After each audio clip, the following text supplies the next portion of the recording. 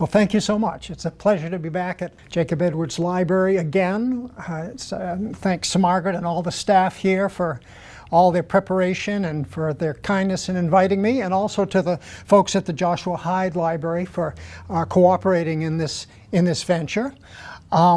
This, I think, is maybe the sixth time I've spoken at the Jacob Edwards Library since I started writing in 2012, but my ties to the library go back a lot further than that. In fact, I think I was probably in the second grade the first time I visited the Jacob Edwards Library, so it's a place very dear to my heart. And here's a fun fact. I have a family connection to the Joshua Hyde Library as well. My sister, Sue Bosman, was actually on the staff briefly at Joshua Hyde in I would say around the year 2000. So maybe there's some folks here today who remember Sue Bosman. Few places are as dear to the hearts of as many Americans as Ireland. The mere mention of that Emerald Isle conjures up many images of verdant landscapes, sparkling coastlines, rolling pastures, and rugged mountains. And then, of course, there's the Irish culture, the music, the language, the art that fire our imaginations. Among many Americans, there's also, I think, a strong sense of empathy for the Irish people, for the troubles they have seen, the pain they have suffered over the centuries, only recently tempered by growing optimism, a sense of optimism that now in the 21st century, Ireland is at last on an upward trajectory. In my new book, Fugitive from Injustice, it's the second in the County Wicklow series. Like Book 1, Rose of Glenkerry, it tells a story set in Ireland, but not the Ireland of lore, the Ireland of leprechauns and crocks of gold, or that place of centuries of suffering and sadness, but the new Ireland, the modern day Ireland, that prosperous, progressive, optimistic Ireland of today. And I might also add that rapidly changing place, modern Ireland, and that's what the Fugitive from Injustice is really about, is the rapidly changing country of Ireland. Today I'll read you perhaps a half a dozen or so excerpts from my book that describe the setting and the main characters and introduce the major storylines of Fugitive from Injustice that I hope will make you want to read the book. But to begin with, I've assembled about 3 minutes of images of Ireland and of County Wicklow, accompanied by some music that should get us all in the mood and transport us to the old sod.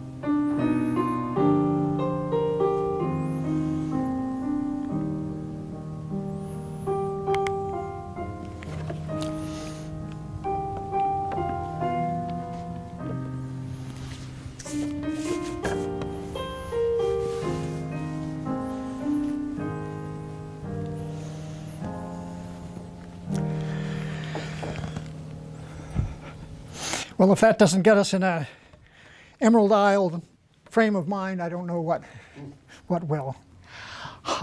So first, as to setting, here is County Wicklow on the east coast of Ireland, bordering on the Irish Sea. Dublin is just to the north, County Wexford just to the south. In area, Wicklow is about half the size of Worcester County and about a quarter of the population. The largest town, Bray, is only about 30,000, so it's a county of many small towns and villages. Just inland from the sea runs a band 5 to 10 miles wide of lush pasture land, and then the rugged Wicklow Mountains, the highest of which rises to 3,000 feet, Lugnaquilla, and then more pasture land to the west, bordering on the counties, County Carlow and County Kildare. Glenkerry is a fictional town situated in the south central part of County Wicklow, but it is much like many small Irish towns.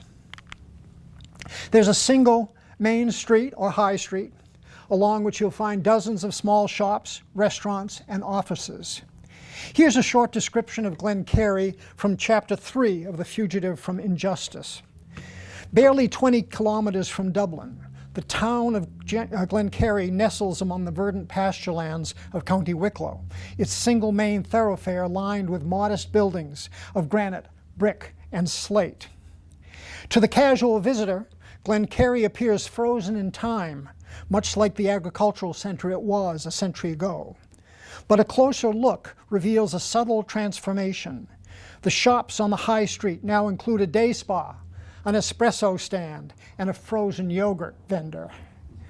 Several of the many stone farmhouses scattered along narrow farm lanes outside of the village have been replaced by sprawling vacation homes belonging to wealthy urbanites, many of whom spend only a few days here a month. And the people of Glenkerry bespeak change as well. On this September morning, 2 women in flowing saris stroll along the footpath in the morning sun, then pause to greet an elderly gentleman in a turban just opening his shop. Further along the high street, 3 children with caramel skin and hair and delicate cornrows make their way along the footpath, their eyes wide in anticipation of the first day of the new school year. The central character of both books is 21-year-old Cary McGurk. If you've read Rose of Glenkerry, you know that Cary has only recently graduated from a Dublin university where he studied journalism. He passed up an opportunity to seek his fortune in London, choosing instead to return to his hometown, Glenkerry, and attempt to revive the Glenkerry Gazette, a weekly newspaper started some 30 years ago by his father, Patrick McGurk. But just a month into this new venture, Cary is discouraged. He and Rosie O'Malley, and you met her if you read Rose of Glenkerry, she's the title character from that book. He and Rosie are having a takeout meal in this scene from Chapter 1. Rosie says, "So, is the next issue of the Gazette almost ready to go?"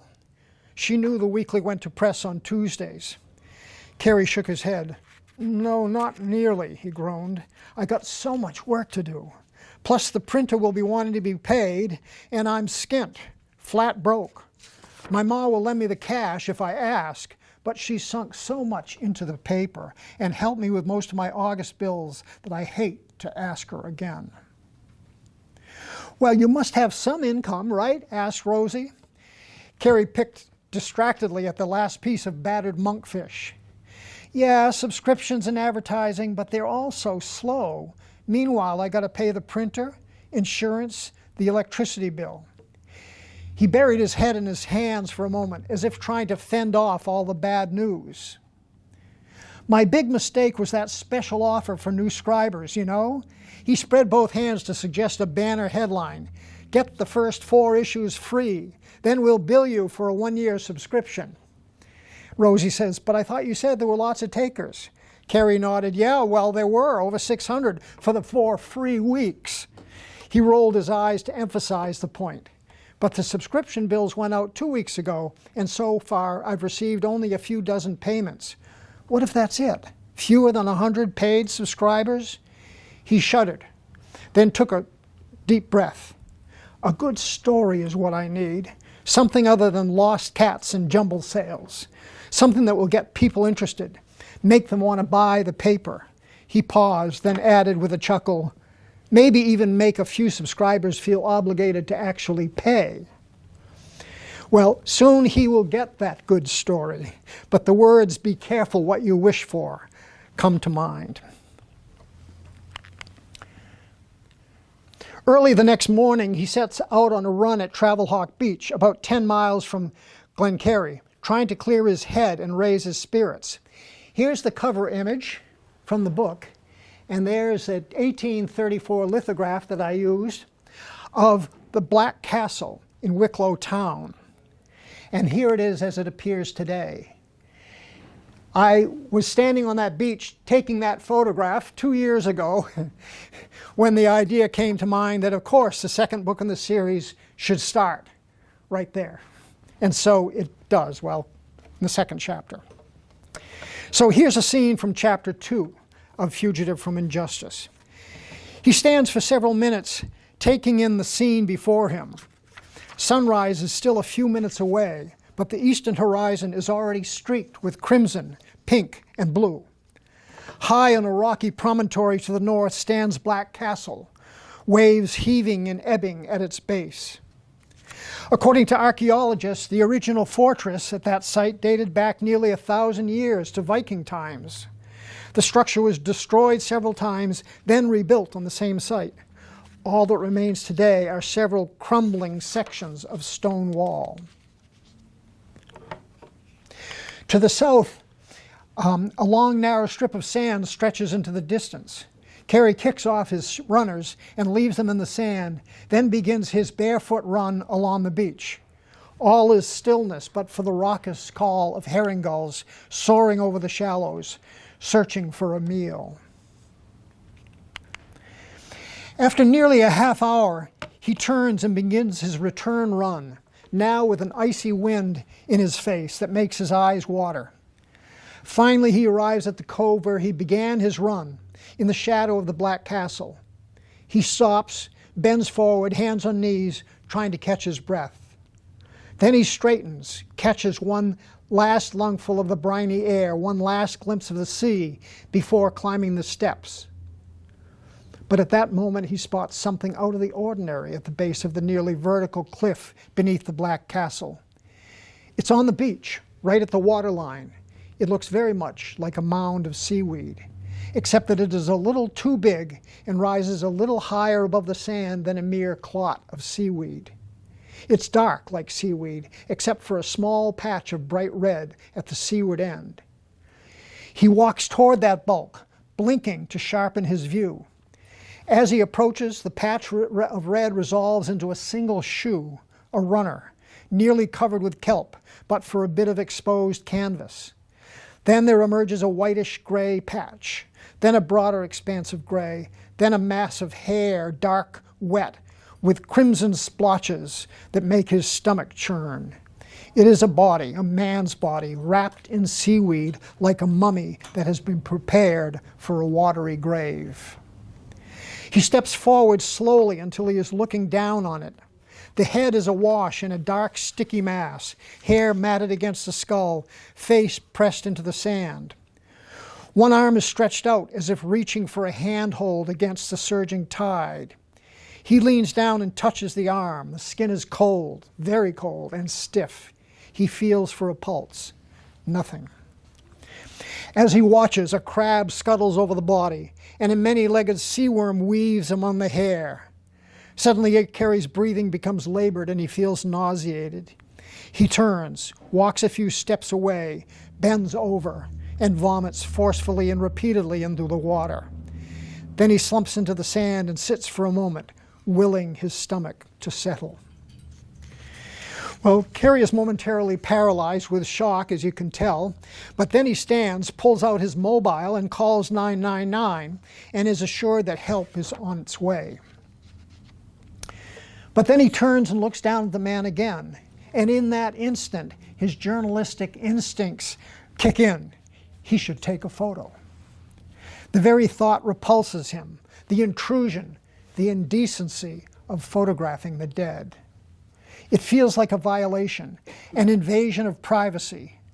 Would he want his own bloodied corpse photographed, he asks himself. At that moment, a siren sounds in the distance. He looks up toward the headlands. Still seeing nothing, he turns back to the body and snaps a photo. One single photo. He slips his mobile into his pocket just as two Gardaí appear at the top of the steps. Well, as you might guess, that discovery sends Cary spiraling down once again. That night, images of floating seaweed and bodies wrapped in seaweed undulate through his dreams. He's troubled by that photo he took, and sometime during that long, mostly sleepless night, he reaches for his mobile and deletes the photo. That's supposed to be his dreams. The next morning, Garda del Samuels appears at Cary's door. Now, if you don't know about the Garda, these are the National Police Force in Ireland. An Garda Síochána is the Gaelic name for them. Del is a guard, and he's also an old schoolmate of Cary's.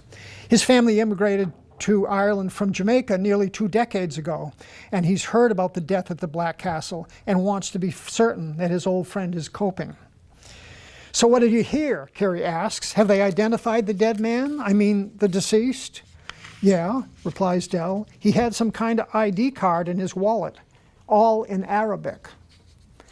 Arabic, really? Yep. Luckily, one of the Wicklow guards was able to translate it. The dead man's name is Christoph Rahman, Syrian. A refugee, replies an astonished Cary. Well, says Del, they don't know anything more about him as yet, and that's not for public release, not yet anyway, right? Oh, sure, says Cary, but the sergeant told me there'd be a public announcement within a day. Yeah, well, they still haven't located the guy's next of kin, and they don't normally release the identity of a victim until the family is notified. They usually need a family member to make a positive ID, but in this case, well, I don't know. Well, Cary immediately realizes that he needs to write something about this death for the next issue of the Gazette. But the Gardaí are very slow to release information, and he's been warned about releasing information prematurely. But he has an idea. He calls an old friend, university friend, named Sammy Jones. Sam grew up in Lebanon and is now living in Beirut and working for an international relief organization trying to aid victims and refugees from the war in Syria. Samid agrees to contact some acquaintances in Lebanon and Syria to see what he can find out about Christoph Rahman. A few days later, he calls Cary. One of his contacts knew a man by that name, a journalist who was working in Damascus at the time war broke out, so that would have been 10 or 11 years ago. He can't be sure it's the same man, although the names are common names in Syria. Christoph and Rahman are both common names in Syria. But when Cary sends him a copy of the ID that they found on the body, the birth date and the photo convince him that it is the same Christoph Rahman. Well, the Guard investigation now focuses on the dead man, Christoph Rahman, his family, his background. What was he doing in Ireland? How did he die? And why? Now, the death at Black Castle is one thread in this book. That there are several others. And at first, they may seem to be unrelated. But as the story proceeds, I'll try to demonstrate that today, these several subplots begin to merge and collide. If you've read Rose of Glenkerry, you'll remember Rosie O'Malley.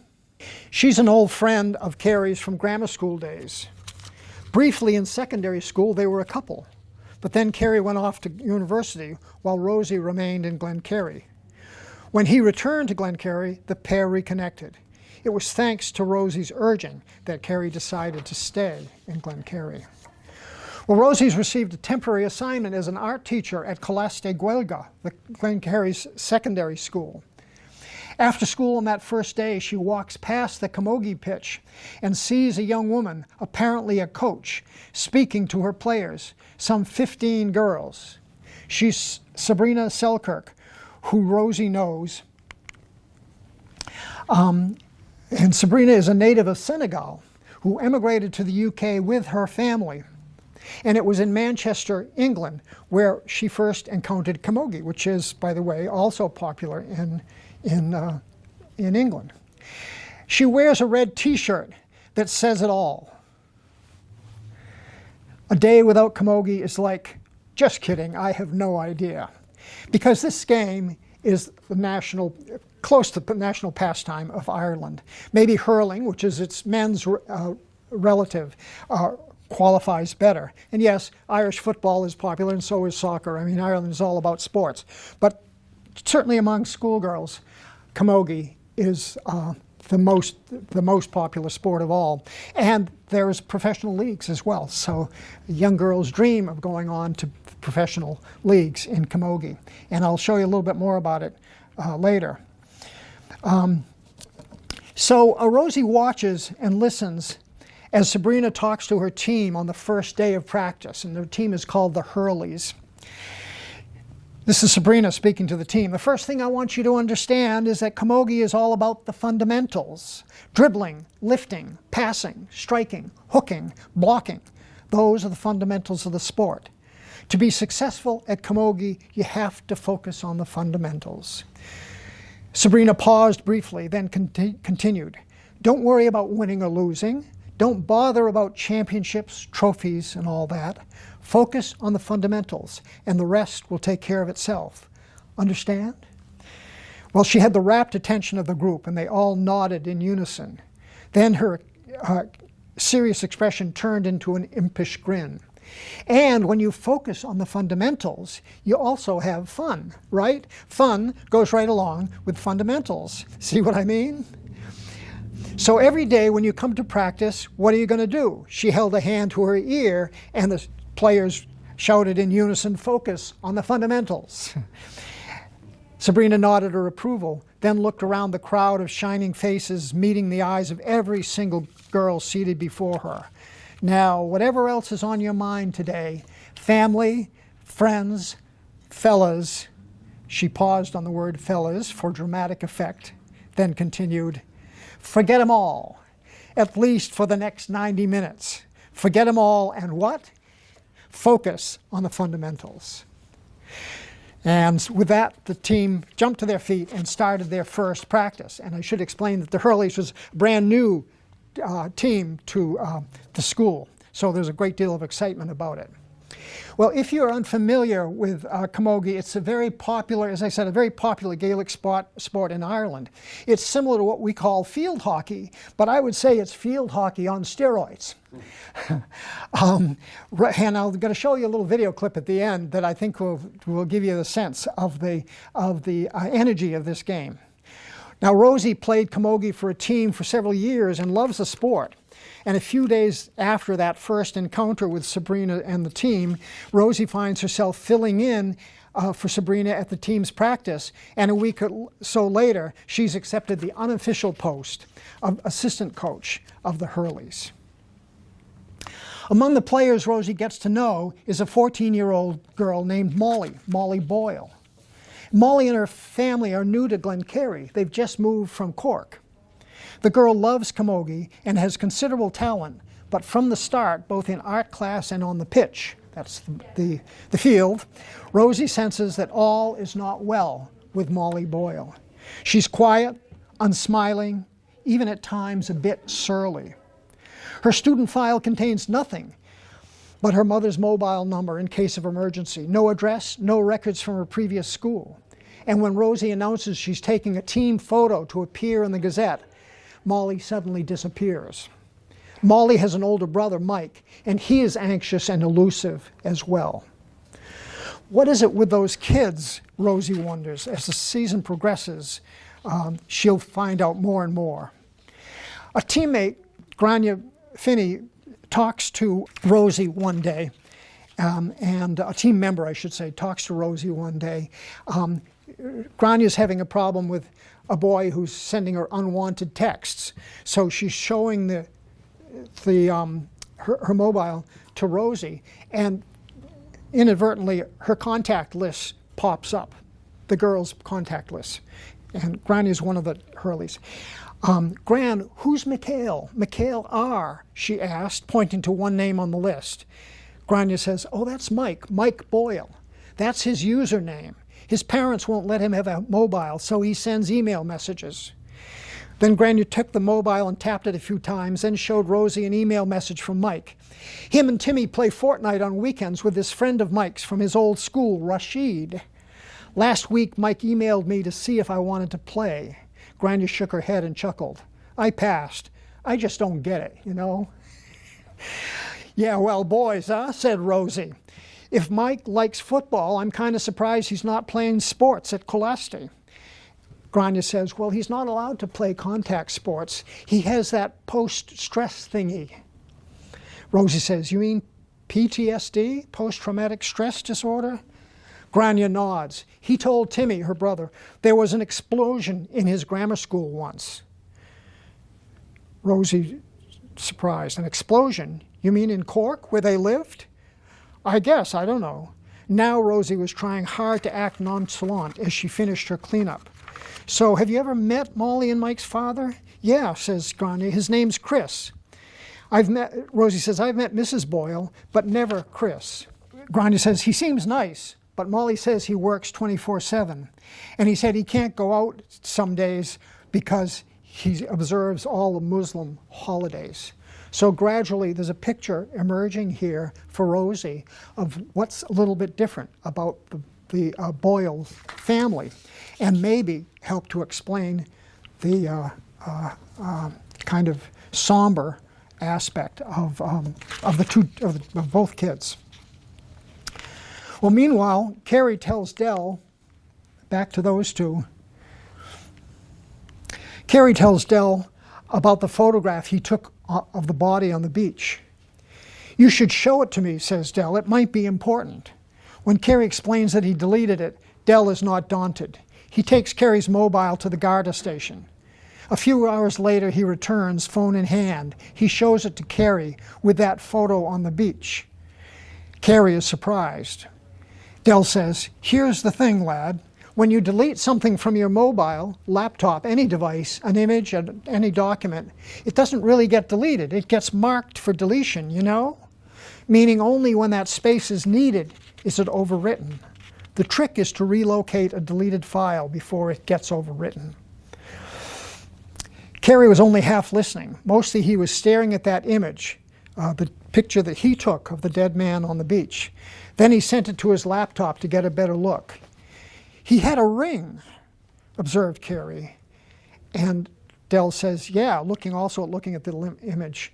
And tattoos. Cary says, wow, you know, I don't think I noticed them with all the seaweed covering him on both forearms. Well, the next time Cary speaks with Sam in Beirut, he tells him about the photo, the ring, and the tattoos. He says to Samid, one more thing, the dead man has tattoos, brightly colored designs like grids on both arms. Samid says, that's curious. What do you mean? Well, that fellow in Aleppo, the newspaper publisher, he said Rahman was a devout Muslim. Yeah? Most Muslims don't get tattooed. Most devout Muslims anyway, it's not halal, Car. Suddenly the implications of that observation struck him. If Christoph Rahman was a devout Muslim, he wouldn't likely have tattoos. Could it be, was it somehow possible, that the dead man on the beach was not Christoph Rahman after all? If that's true, then who was the dead man? Why was he carrying Rahman's ID when he died? And where was the real Christoph Rahman? Well, things come to a head a day or so later. First of all, Rosie's conversation with Grania has made her start to put the pieces together here. And she's feeling uneasy because the day before, she and Molly walked home from school together. They live on the same street. And Rosie noticed a white van, a panel truck, coming up the road very slowly, unusually slowly, and then creeping past them and going on. And then a moment later it turned and came back the other way. And it struck her as a little odd, but she forgot about it until the next day. Well, the next day was the big match between the Hurleys and the Montcalin National School. And this was the last match of the season, of the regular season. And the Hurleys could actually make it into the semifinals if they can win this match. And they do win it. And so here's the scene after the match is over. And the match took place right in the middle of, on the GAA pitch in the middle of Glenkerry. GAA is the Gaelic Athletic Association that maintains fields in practically every pitches in practically every town in Ireland. So here's the scene after that victory. The players were boisterous as they walked together across the high street to Kelly's for a celebratory ice cream cone. But Isla was nowhere to be found. She was one of the players. "You done yourselves proud, and Glenkerry too," declared Jim Kelly, the proprietor, as the girls approached to stand. "Free cones for the lot of you." Naturally, everyone on the team as well as onlookers cheered wildly. Horns blared from passing cars. It seems word of the Hurleys' victory had already spread around the town. Back at the GAA grounds, Cary was helping Rosie and Sabrina return equipment to the storage shed.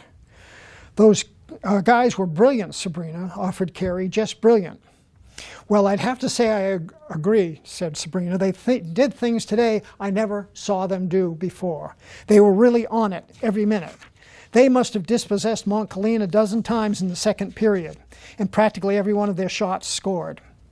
Rosie spoke to Cary. "Did you get my message, Carr?" Carr had been away, and she called him about that information from Grania. "I had a strange conversation with Grania," she began. "It's got me worried." But just then Dell appeared, and they got distracted.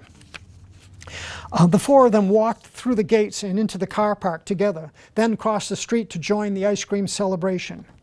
Grania and Mike were seated on a bench, enjoying their cones, as were Timmy and Molly, who were standing a bit awkwardly nearby. Finally, the crowd began to disperse. At that moment, Seamus, Bart, and Mike, the house band at Finney's, emerged from the bar, instruments in hand, and joined the celebration, playing a rousing rendition of "Come On, Eileen." Several of the Hurleys, do you know the song? Several of the Hurleys joined in the chorus, then launched into a hilarious dance to the tune as bystanders clapped along. Finally, the crowd began to disperse. Molly finished her cone and spoke to her brother. Then she and Timmy started walking along the high street together, Timmy carrying Molly's holdall over one shoulder, Molly carrying her Hurley, that stick. Rosie nudged Cary and nodded toward the pair. Cary turns and sees Tim and Molly shambling side by side along the footpath past a row of parked cars, the last of which is a white delivery van. As Cary watches, the van starts moving slowly in the same direction as the pair. Suddenly, a man with a dark hoodie drawn down over his face jumps out of the van, leaving the sliding door open. He grabs Molly's arm and pulls her toward the open van door. Molly screams. That's as much as I'm going to read to you. Because if you want to know what happens to Molly, you're going to have to read the book. A cliffhanger. I hope if you're interested, you'll read Fugitive from Injustice. I think it paints an accurate, I hope it paints an accurate picture of Ireland today in all its diversity. You'll meet families from, there's the celebration. I'm a little bit behind with my video here. You'll meet families from Ukraine, Syria, Afghanistan, and Senegal who have come to Ireland seeking refuge from injustice, from war, from famine. This, in fact, is a family from Syria who came to County Wicklow, and if I'm not mistaken, they're standing right by the Black Castle there. So, and that's from the Irish Times. So all of the stories about the immigrants are, while the names have been changed in my book, are based on real newspaper accounts. And I think you'll see what life is like for them, has been like for them, and how they have in turn influenced Ireland, even a little town like Glenkerry. And besides those serious subjects, there's plenty of humor. And I think you'll especially be amused and entertained by the sport of camogie and how so many schoolgirls in Ireland live for that sport. And there's a bit of romance, especially that between Cary and Rosie, that has more than its share of ups and downs. And I also hope this book and Rose of Glenkerry will transport you to modern-day Ireland and give you insights into the land, its people, and the recent changes to the Emerald Isle. You might also enjoy the language, words like boke and boreen, crake, chisler, schmozzle. And there's a glossary in the back of each book, too, if they're unfamiliar words. There's a couple from Ukraine who emigrated to Ireland. Ireland has taken in more Ukrainian, maybe I said this before, more Ukrainian refugees proportionately to their population than any other country in Western Europe, which is really astounding when you think about it. So the look of Ireland is changing. The look of the land, not so much, but the look of the people for sure. So as I was saying, I hope you'll read the book if it sounds interesting to you. There's Rose of Glenkerry and Fugitive from Injustice, and the webpage is wicklowmysteries.com, where you'll find more information about the books and reviews and a little bit of background about me. As Margaret mentioned, I grew up in Southbridge. My father lived his entire life in Southbridge, Robert W. McMaster, and his father lived the last few years of his life in Southbridge, though he died at a young age. So I have lots of ties to this town going way back. The book is available in print, as well as in three different ebook formats. And the Jacob Edwards Library and the Joshua Hyde Library have copies as well. As Margaret may have mentioned, I also wrote a series of historical novels, the Trolley Days series that you can read about, and a biography of Edward Hitchcock. All the light here comes from above. Oh, I didn't know I put the music in there. Oh, that's a nice way to finish. So I'll leave it there. I'm going to show you a short 5 or 6 minute video of a camogie match, if I can do that. Okay. So this is just, I took a YouTube video of this match, camogie match from last October, and I cut out some pieces of it. 5 or 6 minutes in total, 7 minutes in total. The two teams are Drom and Inch, which are two little towns in a county, Tipperary, and Thurles Sarsfield. I don't know whether that's one town or two towns. And it took place last October.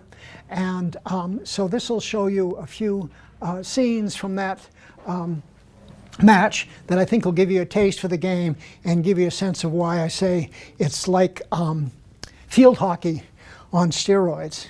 So let's give it a second here. This is before the match, as you can see, and the players are warming up on the field. And of course, the first thing that has to happen is that they have to be team photos, right? So here's the Sarsfield team being photographed. These teams are GAA teams, so they're 16 and over, and a lot of these girls look like young women, probably 16 to maybe 18, 19, 20. And watch number 8 there. You get the impression she must be the captain because he's photographing her separately. Okay, so there's the Sarsfield team. They wear helmets. There's their hurleys, the sticks, and the ball is called a slotar, and it's a little bit smaller than a baseball and a little softer than a baseball. Okay, so they're going to go off and do their warm-ups.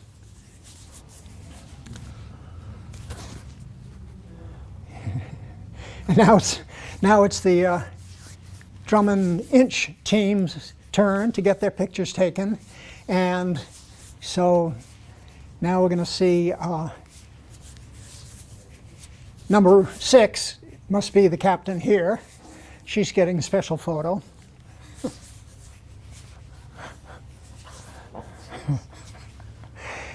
And it's almost showtime here. They're just warming up here. Number 8 is Caroline Shannon. Number 9, Ethan McGrath. Number 10, Siobhan McGrath. Number 11, Mary Burke. Number 12, you're getting the lineup. Number 13 is Keisha Dwyer. Number 14 is You can carry the ball, you can toss the ball, and you can strike the ball with the hurley, like a base. Sarsfield's team today on goal is Katie McCormack. Yep. Number 2, cornerback, is Leanna Coppinger. Number 3, Emer Kennedy. Number 4, Rebecca O'Mara. I knew that was going to happen. Laura Lachlan. Number 6, Emma Carey. Number 7, Robin Fanning. Number 8, Karen Kennedy. Number 9, Ciara Cummins. Number 10, Aoife O'Dwyer. Number 11, Nicola Loughnane. Number 12, Lucy Purcell. Number 13, Sarah Stakelum. Number 14, Andrea Loughnane. And number 15, Quiva Stakelum. She is really Here's the referee. Star, just had the coin toss. There's the two captains. And the game is about to start. Picked up a lot of goals throughout the championship, so she has, and then her free taken to add to it. Like, she's so accurate, and like Emer will be really used to big days like this, Geraldine. So you'd expect her to be on song today. It won't affect her anyway. Yeah, you see her out there practicing threes, like you said, well used to, I suppose, drumming in, going for the 4th county title in a row. They're well used to. See her lift and strike. Lift the ball with the hurley and then strike it. And they can do that on the run, and they can strike it to a teammate, or they can strike it to the goals. A ball that goes through the goal is 3 points. A ball that goes between the uprights above the goal is 1 point each. Scores when she gets into her range, so she is. And then you have Emma Carey, who is well able to hold the number 6 role there, and she's supported by Laura Loughnane and Robin Fanning on the wings. Emma has great experience. She's been on numerous inter-county teams down through the years. Watch this girl here. Read the game there, and also Karen Kennedy and Ciara Cummins is alongside Karen in the middle of the field. Too many of those caffeine drinks, I think. Squad.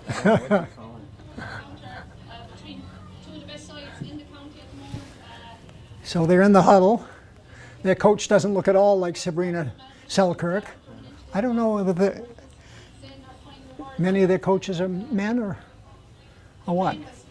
There you can see the goal, roughly the size of a soccer goal, but with those uprights above it. See that, exactly, yeah, because this is going to be a cracking game, Geraldine, and the weather would have had a huge impact. They're going to remind you several times that this is going to be a cracker game. It was earlier in the day, so delighted to have it cleared up, and we're ready for a cracking game here in the Rag.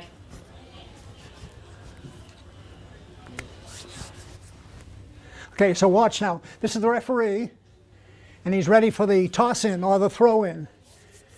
And it's kind of fun to watch. And the number 6 and 8, the two captains, oh, I'm not sure that they're there, but watch him now. Okay, he's got the ball, the slow tar. So watch carefully here. It's kind of sneaky. And they're off.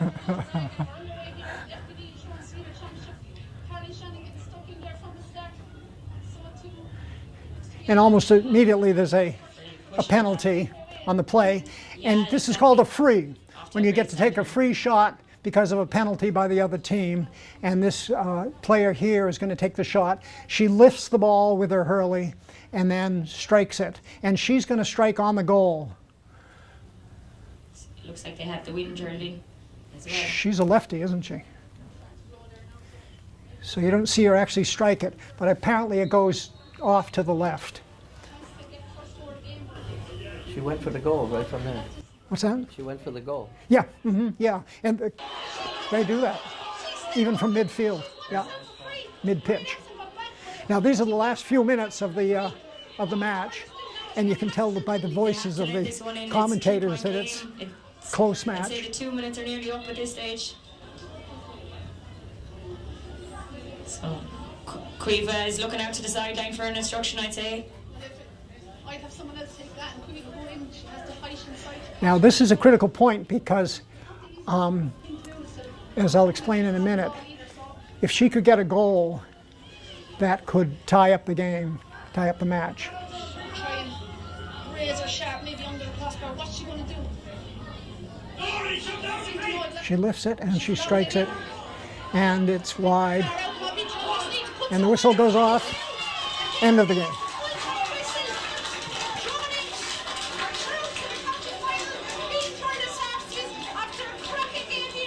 A cracking game. And Drum and Inch has won, as you can see. Whoops, Drum and Inch has won. I want to go back to that screen if I can stop it. Yeah, cracking game. There it is. Okay, that's a little confusing, isn't it?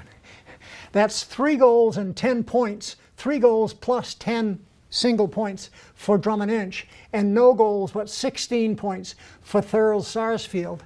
And I don't know why they show it that way, because the important point is 3 times 3 is 9 and 10 is 19 and versus 16. So the final score is 19-16.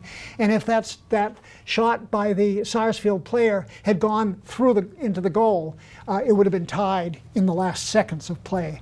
So that's why she said it's been a cracking game. How come it says Alpha Drive on that sign back there, and it says it on your screen? Well, I guess they're sponsors, right? Right. So they pay for the bill. It's like ROMs or something like that. Pepsi. Yeah, right. When they have a time, do they have overtime? They do. The extra time, they call it, yeah. And the normal time is 1 hour, 2 30-minute halves.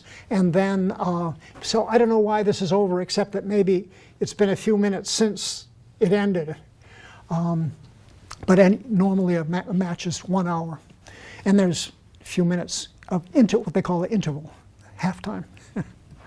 So it's great fun to watch, and I confess that all I know of camogie I've learned from YouTube, because when I was in Wicklow I tried to get to a camogie match but wasn't successful. But I've been very, very impressed with the energy of these girls and young women and the passion with which they play the sport, and the speed and the fitness that's required to keep moving like that. The camogie is a women's game. The hurling is the men's equivalent. But I would say that they're the closest thing to national pastimes. Okay. Yeah, maybe more so than Irish football. Not that that isn't very popular, but this is, I think, is a little bit. Maybe especially certainly with younger kids. Hurling is more contact, yeah. But there's nothing soft about this game, and I'm amazed at the way they swing those hurleys, in a crowd like that, and nobody gets hit. But there are very definite rules about how you can swing, and of course, everybody has helmets on too. But they don't have any other padding, just a helmet. Right. I bet they do, but I don't know So like knee pads, elbow pads? I see knee pads on some of them. Oh, Yeah, okay. yeah. But they're not required in the... I don't know about that. Oh, okay. Yeah, no, Maybe yeah, he had an injury. yeah. So it's a lot of fun. What did I miss? Somebody gets murdered at the game, or I missed the beginning.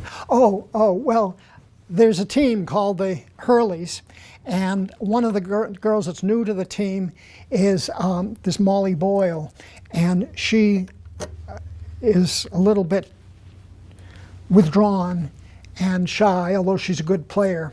And gradually her coaches figure out that there's something going on with her family. It turns out that her father is Syrian and her mother is Irish. And for some reason, there's an attempt to kidnap Molly in that scene that I read to you there. How that turns out, I'll leave to your imagination or to your reading the book. And it's a serious book. The immigration piece is serious, and some of the stories that they tell about their trials and tribulations are heartbreaking. But there's a lot of fun in it too. And as I say, I hope that it paints something like an accurate picture of the world of Ireland today, which is very different from the world of Ireland of even 30 years ago, isn't it, Margaret? Oh, I agree. You've left us with a really big cliffhanger here, and it's going to be interesting to see what the next book in the series is going to discuss. I'll be interested to see that too. I've got an idea, yeah, but I haven't started writing yet. Oh, okay. The title I have in mind is Ring of Truth, and it has to do with the megaliths of Ireland, those rock structures, Stonehenge-like structures that are everywhere, right? And the fairy rings and mounds and so on too, and a mystery that develops around one of those. So that's about as far as I've gotten right now. Well, it'll definitely be something we'll be watching out for, and I think it should be very interesting for our readers. Yeah. To know, like, what motivated you? Like, did you always want to write? I guess I always enjoyed writing. Thecla Fitzgerald was one of my mentors. I was wondering if that was going to come up. Right. I always enjoyed it, but I never thought about writing novels until the ideas for Trolley Days started to germinate in my head. And a lot of those ideas came from Southbridge and from Holyoke, where I was working at the time. And so, as I probably mentioned previously, when I started writing Trolley Days, it was almost like the story was already there. I just had it sort of came pouring out of me, you know what I mean? I didn't have to brood over it and say, where's the story going next? I just felt like I knew where I was headed with it, and that was a nice feeling.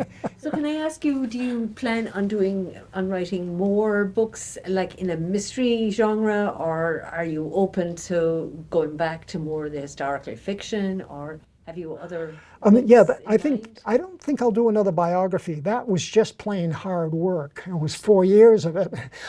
Whereas the novels, while they're work too, there's a lot of fun, because the characters in the novels feel like old friends, you know. So I think that I'll come back to book 3 in time. Right now, I've taken on another project, which is, you know, the Jane Austen book Emma. My favorite Jane Austen book.